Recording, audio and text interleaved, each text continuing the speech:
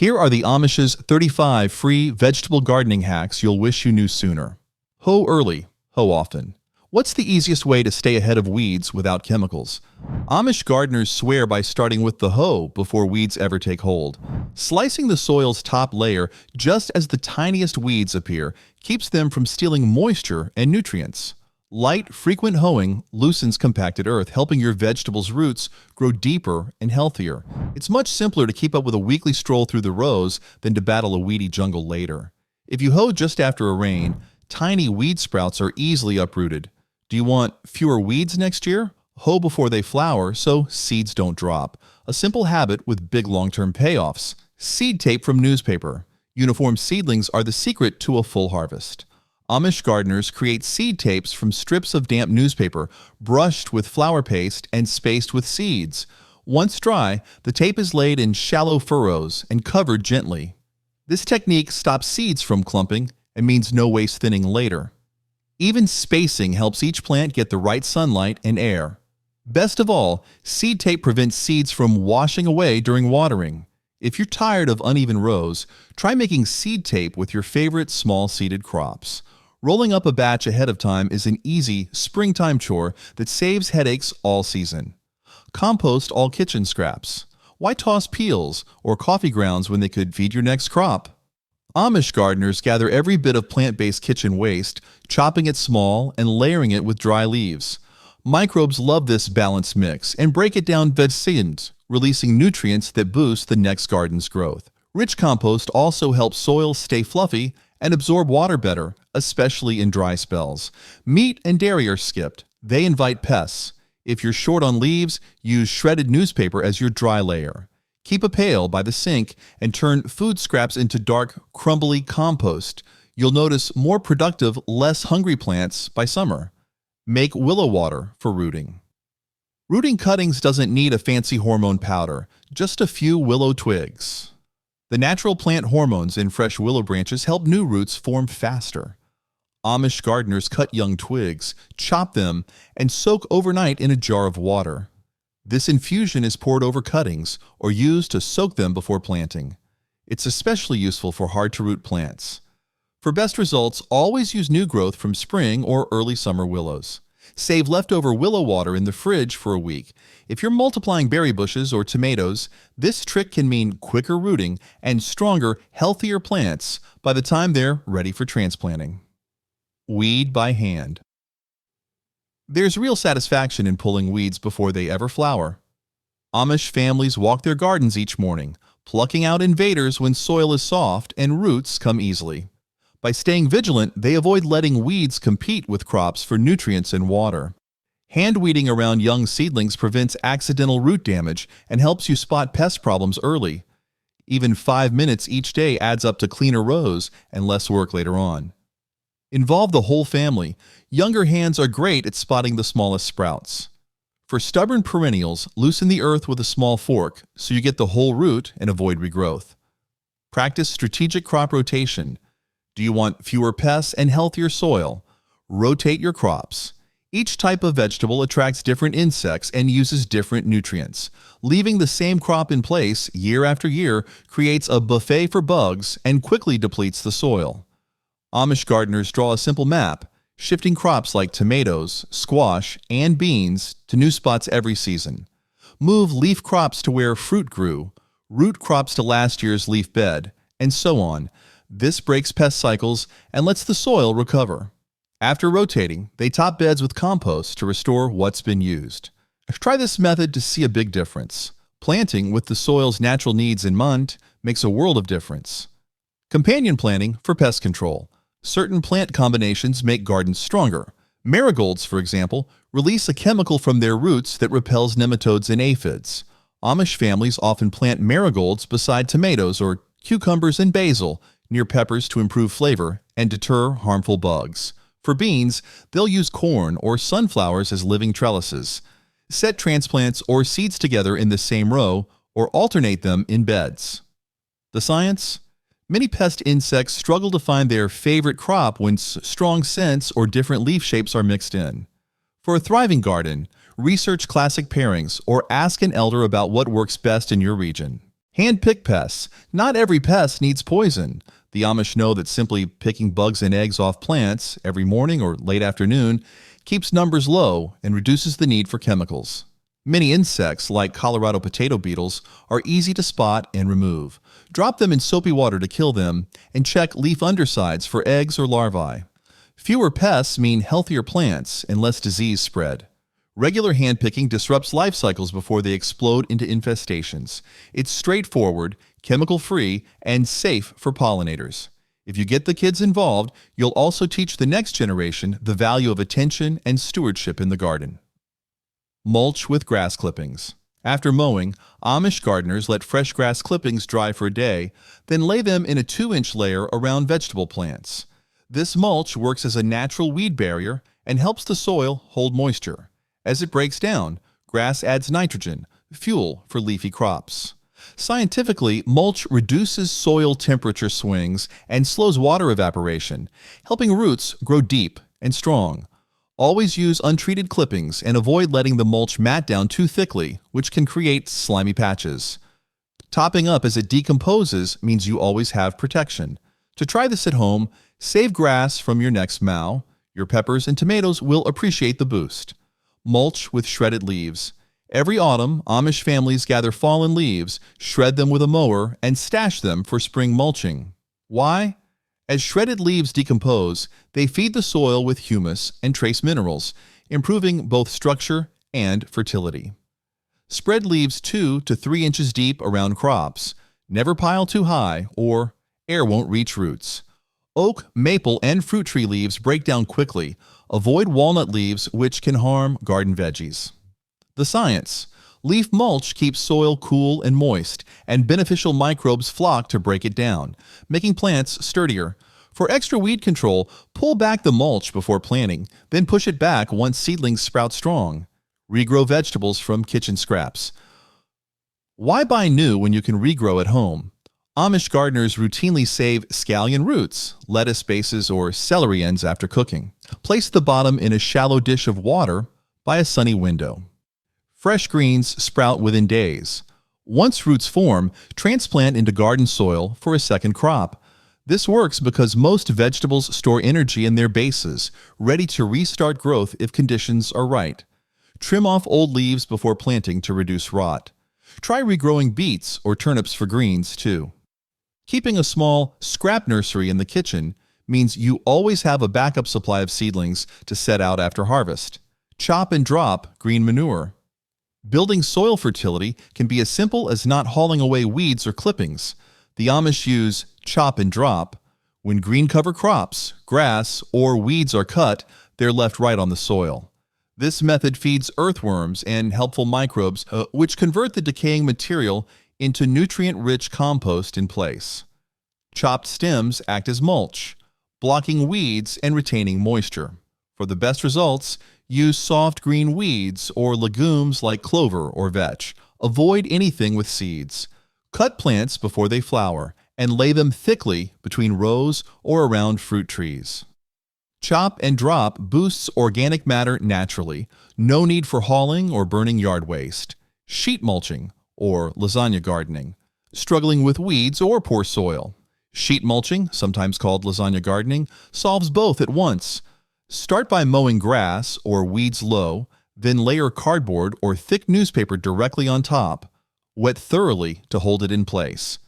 Pile alternating layers of kitchen scraps, grass, shredded leaves, or straw, ending with a brown layer.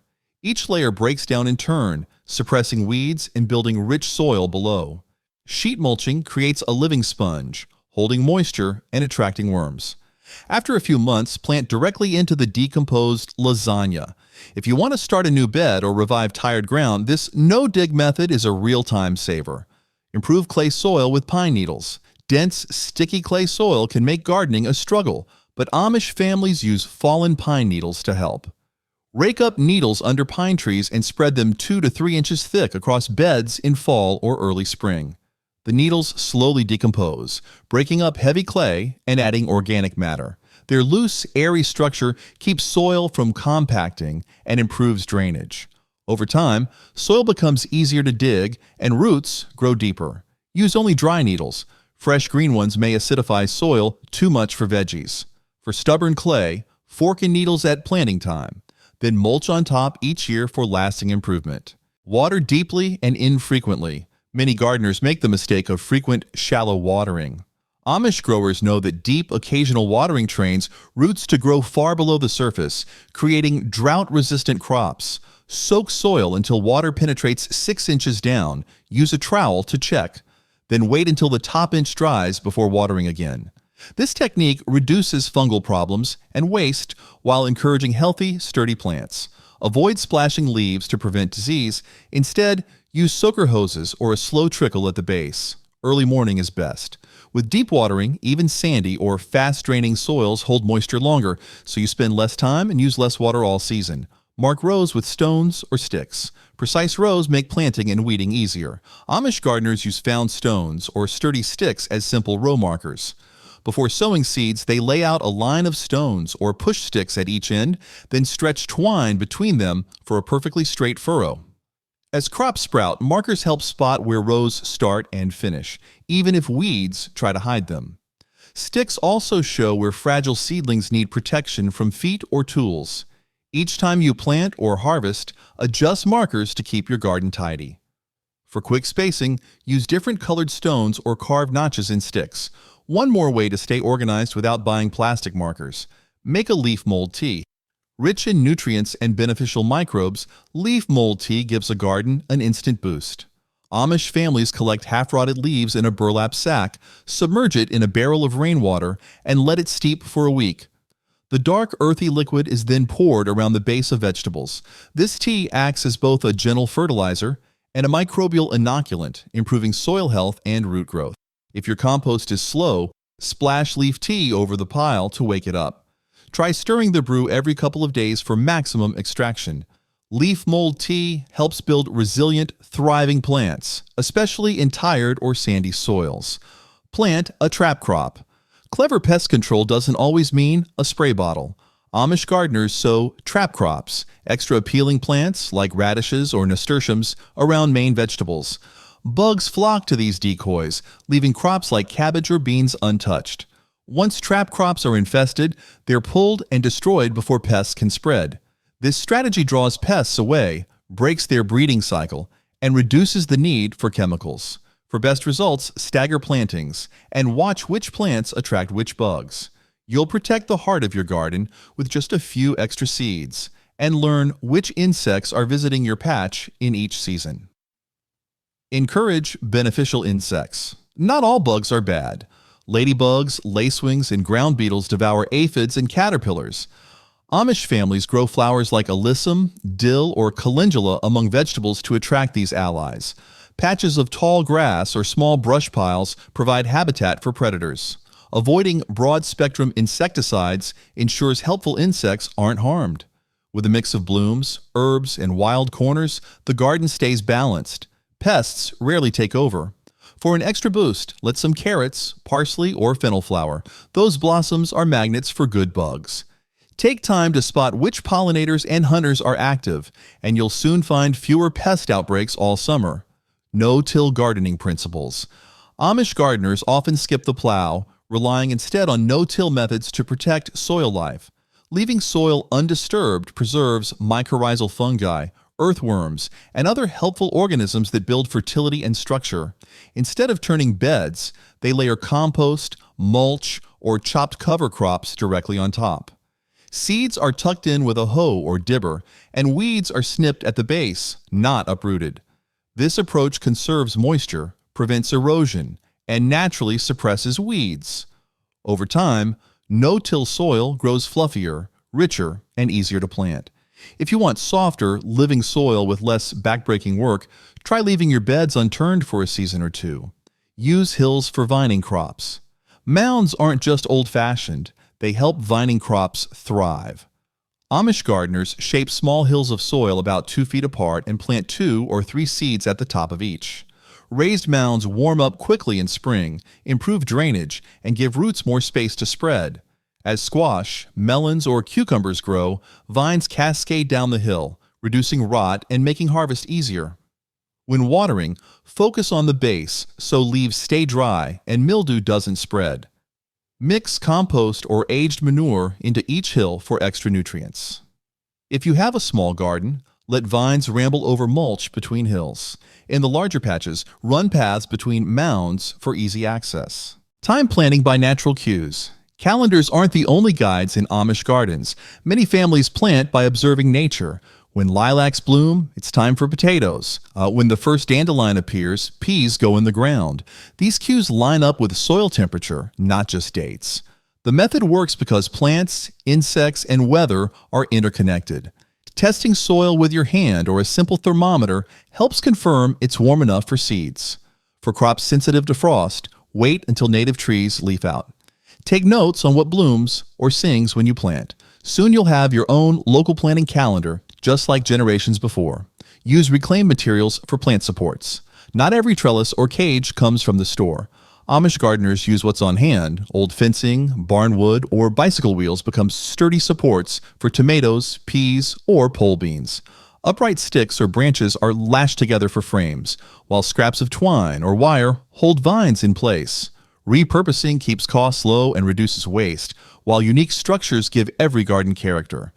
Double-check materials for rust or sharp edges before setting them near young plants. Adjust supports as crops grow, tying stems gently.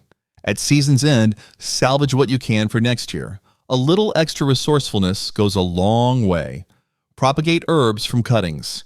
Do you want more basil, mint, or oregano? Amish gardeners skip seed packets and multiply herbs by cuttings. Healthy sprigs are snipped just below a leaf node, stripped of lower leaves, and set in a jar of water on a sunny sill. Roots sprout in a week or two, after which the cuttings are planted in soil. This method clones the parent plant, giving you exactly the flavor and strength you love. Changing water every few days prevents rot. Propagating herbs saves money, shortens the wait for harvest, and works for many soft-stemmed garden favorites. For even faster rooting, dip the cut end in a pinch of cinnamon before setting it in water. Let some plants go to seed for self-sowing. Some of the easiest gardens are those that reseed themselves. Amish families let hardy annuals like dill, calendula, or lettuce flower and drop seeds at the end of the season. Next spring, seedlings pop up with no effort at all, already timed to local weather. This self-sowing method saves seed, labor, and money while gradually adapting crops to your soil.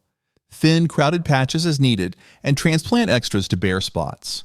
For best results, leave mulch pulled back so seeds contact the soil. Keep an eye on volunteers. They may surprise you with early greens or blooms, right when you need them most. Rotate animal grazing, if applicable. If you keep livestock, rotating where animals graze is a key Amish practice. Instead of letting animals eat down one pasture, move them regularly so each patch recovers. This approach reduces soil compaction, lets grasses regrow, and naturally fertilizes with manure spread evenly. Grazing rotations interrupt pest cycles and help the soil absorb rain better. Use movable fencing or temporary wire to guide herds. After animals leave a section, rest it for several weeks before returning. Over time, pasture health improves and animals get more diverse forage. For small flocks, try dividing the yard into quarters. You'll notice greener grass, happier animals, and less bare ground. Create natural windbreaks. Wind dries soil and batters crops. But a living windbreak changes everything. Amish gardeners plant rows of trees, shrubs, or tall sunflowers along the garden's edge to block gusts. Evergreens provide year-round protection, while mixed species offer blooms for pollinators too. Place windbreaks on the side facing prevailing winds a few feet from the first bed. Roots anchor the soil and reduce erosion. Even a hedge of berry bushes or dense corn makes a difference. Prune windbreaks each season to encourage thick growth. Not only will plants suffer less stress, but you'll create habitats for birds and beneficial insects, building a healthier, more sheltered garden space. Reuse water from boiling vegetables. After cooking potatoes or beans, don't pour that water down the drain. Once cooled, Amish gardeners save this nutrient-rich liquid for watering garden beds. Boiling draws out minerals from veggies, creating a free, mild fertilizer. Pour directly at the base of crops, especially leafy greens or seedlings. Avoid water that's salty or seasoned. Store extra in jugs for later and use within a couple of days to prevent spoilage. Over time, your plants receive trace elements and organic matter that boost growth. For an extra boost, mix in a splash of cooled pasta water. Its starches help beneficial soil bacteria thrive even more. Learn basic soil observation. Reading the land is a skill honed on every Amish farm. Instead of relying solely on tests, gardeners kneel to examine soil texture, color, and moisture. Squeeze a handful. If it clumps but crumbles easily, it's just right. Observe worm activity and root depth when digging. These hint at fertility and drainage. Watching how rain soaks in or puddles teaches about compaction and slope. Every season, jot down what you see. With time, you'll spot patterns and know when to amend, mulch, or rest a bed. Trusting your senses as much as your tools builds a deep connection with your soil and your crop's needs. Share and swap seeds or plants with neighbors. Amish communities thrive on sharing, and so do their gardens. Instead of buying new seeds every season, neighbors swap their extra plants, cuttings, or favorite heirloom seeds. This builds resilience. Each garden gains varieties adapted to local soil and climate. Host a small swap in spring.